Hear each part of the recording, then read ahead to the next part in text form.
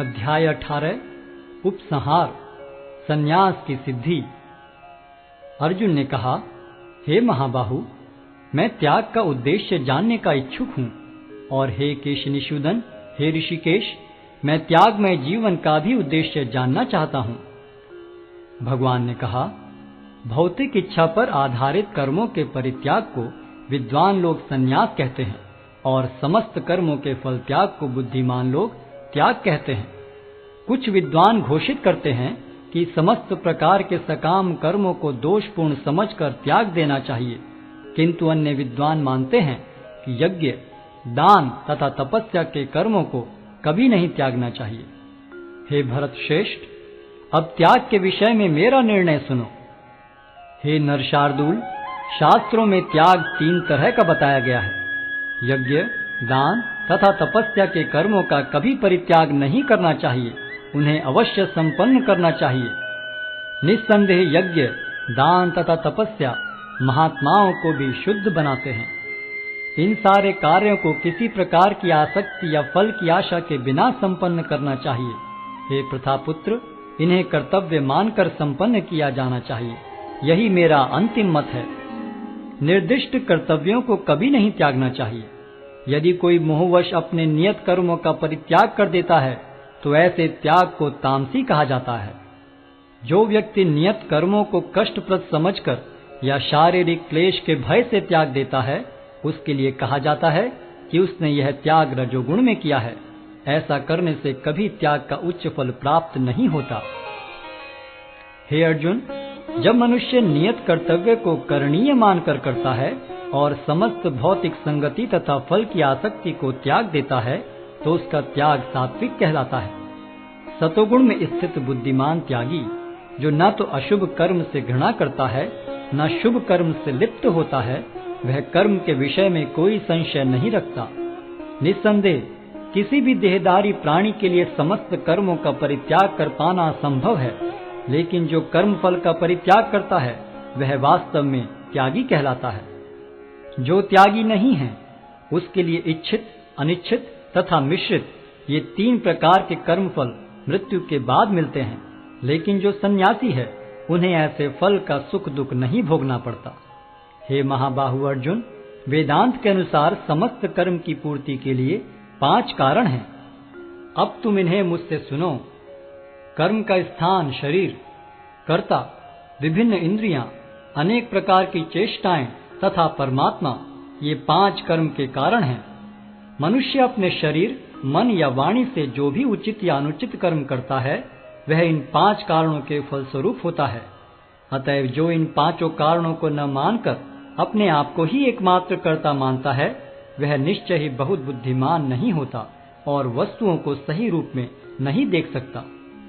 जो मिथ्या अहंकार से प्रेरित नहीं है, जिसकी बुद्धि बंधी नहीं है, वह इस संसार में मनुष्यों को मारता हुआ भी नहीं मारता, न ही वह अपने कर्मों से बंधा होता है। ज्ञान, ज्ञेय तथा ज्ञाता, ये तीनों कर्म को प्रेरणा देने वाले कारण हैं। इंद्रियां, कर्म तथा कर्ता, ये 3 कर्म के संघटक हैं। प्रकृति के 3 गुणों के अनुसार ही ज्ञान, कर्म तथा कर्ता के 3 भेद हैं। अब तुम मुझसे इन्हें सुनो।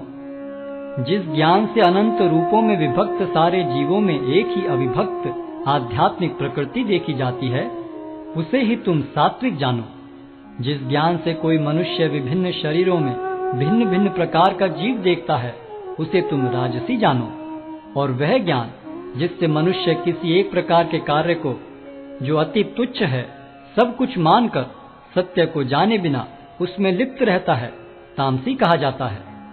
जो कर्म नियमित है और जो आसक्ति, राग या द्वेष से रहित कर्मफल की चाह के बिना किया जाता है, वह सात्विक कहलाता है। लेकिन जो कार्य अपनी इच्छा पूर्ति के निमित्त प्रयास पूर्वक एवं मिथ्य अहंकार के भाव से किया जाता है, वह रजोगुणी कहा जाता है। जो कर्म मोहवश शास्त्रीय आदेशों की अवहेलना करके तथा भावी बंधन की परवाह किए बिना या हिंसा अथवा अन्यों को दुख पहुंचाने के लिए किया जाता है, वह तामसी कहलाता है। जो व्यक्ति भौतिक गुणों के संसर्ग के बिना अहंकार रहित संकल्प तथा उत्साहपूर्वक अपना कर्म करता है, और सफलता अथवा असफलता में अविचलित रहता है, वह सात्विक कर्ता कहलाता है। जो कर्ता कर्म तथा कर्म फल के प्रति आसक्त होकर फलों का भोग करना चाहता है तथा जो लोभी, सदैव ईर्ष्यालु, अपवित्र और सुख दुख से विचलित होने वाला है, वह राजसी कहा जाता है।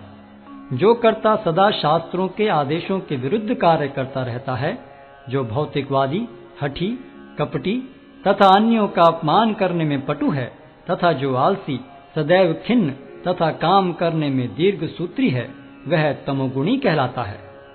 हे धनंजय, अब मैं प्रकृति के 3 गुणों के अनुसार तुम्हें विभिन्न प्रकार की बुद्धि तथा धृति के विषय में विस्तार से बताऊंगा, तुम इसे सुनो। हे प्रथापुत्र, वह बुद्धि सतोगुणी है, जिसके द्वारा मनुष्य यह जानता है कि क्या करणीय है और क्या नहीं है, किससे डरना चाहिए और किससे नहीं, क्या बांधने वाला है और क्या मुक्ति देने वाला है। हे प्रथापुत्र, जो बुद्धि धर्म तथा अधर्म, करणीय तथा अकरणीय कर्म में भेद नहीं कर पाती, वह राजसी है। जो बुद्धि मोह तथा अहंकार के वशीभूत होकर अधर्म को धर्म और धर्म को अधर्म मानती है और सदैव विपरीत दिशा में प्रयत्न करती है, हे पार्थ, वह तामसी है। हे प्रथापुत्र, जो अटूट है, जिसे योगाभ्यास द्वारा अचल रहकर धारण किया जाता है और जो इस प्रकार मन, प्राण तथा इंद्रियों के कार्यकलापों को वश में रखती है, वह धृति सात्विक है। लेकिन हे अर्जुन, जिस धृति से मनुष्य धर्म, अर्थ तथा काम के फलों में लिप्त बना रहता है, वह राजसी है। हे पार्थ, जो धृति स्वप्न, भय, शोक, विषाद तथा मोह के परे नहीं जाती, ऐसी दुर्बुद्धिपूर्ण धृति तामसी है। हे भरत श्रेष्ठ, अब मुझसे 3 प्रकार के सुखों के विषय में सुनो, जिनके द्वारा बद्ध जीव भोग करता है और जिसके द्वारा कभी कभी दुखों का अंत हो जाता है। जो प्रारंभ में विष जैसा लगता है, लेकिन अंत में अमृत के समान है, और जो मनुष्य में आत्म साक्षात्कार जगाता है, वह सात्विक सुख कहलाता है। जो सुख इंद्रियों द्वारा उनके विषयों के संसर्ग से प्राप्त होता है और जो प्रारंभ में अमृत तुल्य तथा अंत में विष तुल्य लगता है, वह रजोगुणी कहलाता है। तथा जो सुख आत्म साक्षात्कार के प्रति अंधा है, जो प्रारंभ से लेकर अंत तक मोह कारक है और जो निद्रा, आलस्य तथा मोह से उत्पन्न होता है, वह तामसी कहलाता है। इस लोक में, स्वर्ग लोकों में या देवताओं के मध्य में कोई भी ऐसा व्यक्ति विद्यमान नहीं है जो प्रकृति के 3 गुणों से मुक्त हो। हे परंतप, ब्राह्मणों, क्षत्रियों, वैश्यों तथा शूद्रों में प्रकृति के गुणों के अनुसार उनके स्वभाव द्वारा उत्पन्न गुणों के द्वारा भेद किया जाता है। शांति प्रियता, आत्मसंयम, तपस्या, पवित्रता, सहिष्णुता, सत्यनिष्ठा, ज्ञान, विज्ञान तथा धार्मिकता, ये सारे स्वाभाविक गुण हैं जिनके द्वारा ब्राह्मण कर्म करते हैं। वीरता, शक्ति, संकल्प, दक्षता, युद्ध में धैर्य, उदारता तथा नेतृत्व, ये क्षत्रियों के स्वाभाविक गुण हैं। कृषि करना, गोरक्षा तथा व्यापार वैश्यों के स्वाभाविक कर्म हैं और शूद्रों का कर्म श्रम तथा अन्यों की सेवा करना है। अपने अपने कर्म के गुणों का पालन करते हुए प्रत्येक व्यक्ति सिद्ध हो सकता है। अब तुम मुझसे सुनो कि यह किस प्रकार किया जा सकता है। जो सभी प्राणियों का उद्गम है और सर्वव्यापी है, उस भगवान की उपासना करके मनुष्य अपना कर्म करते हुए पूर्णता प्राप्त कर सकता है। अपने वृत्तिपरक कार्य को करना, चाहे वह कितना ही त्रुटिपूर्ण ढंग से क्यों न किया जाए, अन्य किसी के कार्य को स्वीकार करने और अच्छी प्रकार करने की अपेक्षा अधिक श्रेष्ठ है। अपने स्वभाव के अनुसार निर्दिष्ट कर्म कभी भी पाप से प्रभावित नहीं होते।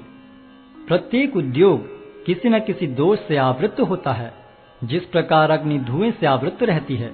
अतएव हे कुंती पुत्र, मनुष्य को चाहिए कि स्वभाव से उत्पन्न कर्म को, भले ही वह दोषपूर्ण क्यों न हो, कभी त्यागे नहीं।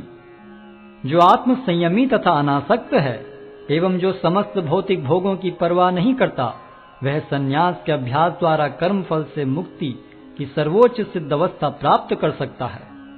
हे कुंती पुत्र, जिस तरह इस सिद्धि को प्राप्त हुआ व्यक्ति परम सिद्धावस्था अर्थात ब्रह्म को सर्वोच्च ज्ञान की अवस्था है प्राप्त करता है, उसका मैं संक्षेप में तुमसे वर्णन करूंगा, उसे तुम जानो। अपनी बुद्धि से शुद्ध होकर तथा धैर्यपूर्वक मन को वश में करते हुए इंद्रिय तृप्ति के विषयों का त्याग कर राग तथा द्वेष से मुक्त होकर जो व्यक्ति एकांत स्थान में वास करता है, जो थोड़ा खाता है, जो अपने शरीर मन तथा वाणी को वश में रखता है, जो सदैव समाधि में रहता है तथा पूर्णतया विरक्त, मिथ्या अहंकार, मिथ्या शक्ति, मिथ्या गर्व, काम, क्रोध तथा भौतिक वस्तुओं के संग्रह से मुक्त है, जो मिथ्या स्वामित्व की भावना से रहित तथा शांत है, वह निश्चय ही आत्म साक्षात्कार के पद को प्राप्त होता है। इस प्रकार जो दिव्य पद पर स्थित है, वह तुरंत पर ब्रह्म का अनुभव करता है और पूर्णतया प्रसन्न हो जाता है। वह न तो कभी शोक करता है, न किसी वस्तु की कामना करता है। वह प्रत्येक जीव पर संभाव रखता है। उस अवस्था में वह मेरी शुद्ध भक्ति को प्राप्त करता है। केवल भक्ति से मुझ भगवान को यथारूप में जाना जा सकता है। जब मनुष्य ऐसी भक्ति से मेरे पूर्ण भावनामृत में होता है, तो वह वैकुंठ जगत में प्रवेश कर सकता है। मेरा शुद्ध भक्त मेरे संरक्षण में समस्त प्रकार के कार्यों में संलग्न रहकर भी मेरी कृपा से नित्य तथा विनाशी धाम को प्राप्त होता है। सारे कार्यों के लिए मुझ पर निर्भर रहो और मेरे संरक्षण में सदा कर्म करो। ऐसी भक्ति में मेरे प्रति पूर्णतया सचेत रहो। यदि तुम मुझसे भावना भावित होगे, तो मेरी कृपा से तुम बद्ध जीवन के सारे अवरोधों को लांघ जाओगे। लेकिन यदि तुम मिथ्या अहंकारवश ऐसी चेतना में कर्म नहीं करोगे और मेरी बात नहीं सुनोगे, तो तुम विनष्ट हो जाओगे। यदि तुम मेरे निर्देशानुसार कर्म नहीं करते और युद्ध में प्रवृत्त नहीं होते हो, तो तुम कुमार्ग पर जाओगे। तुम्हें अपने स्वभाववश युद्ध में लगना होगा।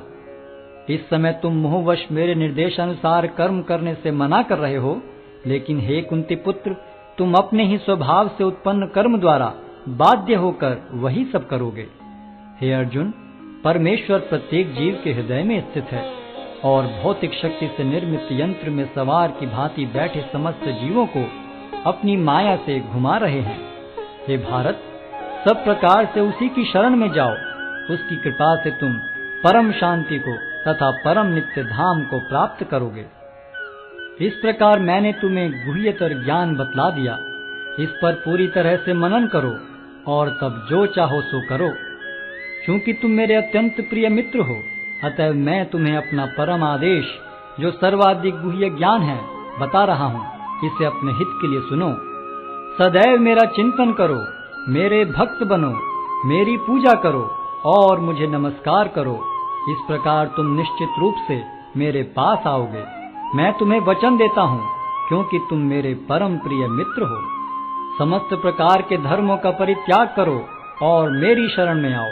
मैं समस्त पापों से तुम्हारा उद्धार कर दूंगा। डरो मत। यह गुह्य ज्ञान उनको कभी भी न बताया जाए जो न तो संयमी है, न एकनिष्ठ, न भक्ति में रत है, न ही उसे जो मुझसे द्वेष करता है। जो व्यक्ति भक्तों को यह परम रहस्य बताता है, वह शुद्ध भक्ति को प्राप्त करेगा और अंत में वह मेरे पास वापस आएगा। इस संसार में उसकी अपेक्षा कोई अन्य सेवक न तो मुझे अधिक प्रिय है और न कभी होगा। और मैं घोषित करता हूँ कि जो हमारे इस पवित्र संवाद का अध्ययन करता है, वह अपनी बुद्धि से मेरी पूजा करता है, और जो श्रद्धा समेत तथा द्वेष रहित होकर इसे सुनता है, वह सारे पापों से मुक्त हो जाता है और उन शुभ लोकों को प्राप्त होता है जहाँ पुण्य आत्माएं निवास करती हैं।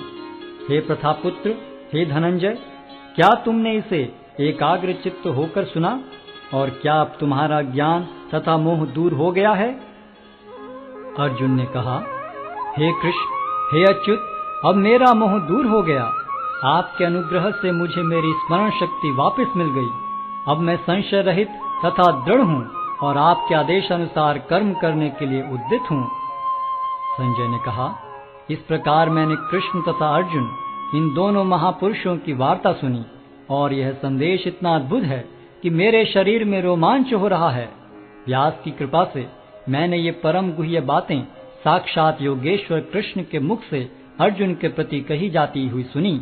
हे राजन, जब मैं कृष्ण तथा अर्जुन के मध्य हुई इस आश्चर्यजनक तथा पवित्र वार्ता का बारंबार स्मरण करता हूँ, तो प्रतिक्षण आह्लाद से गदगद हो उठता हूँ। हे राजन, भगवान कृष्ण के अद्भुत रूप का स्मरण करते ही मैं अधिकाधिक आश्चर्यचकित होता हूँ और पुनः पुनः हर्षित होता हूँ। जहाँ योगेश्वर कृष्ण हैं और जहाँ परम धनुर्धर अर्जुन हैं, वहीं ऐश्वर्य, विजय, अलौकिक शक्ति तथा नीति भी निश्चित रूप से रहती है, ऐसा मेरा मत है। हरे कृष्ण कृष्ण कृष्ण हरे हरे, हरे राम राम राम हरे हरे। हरे कृष्ण कृष्ण कृष्ण हरे हरे, हरे राम राम राम हरे हरे।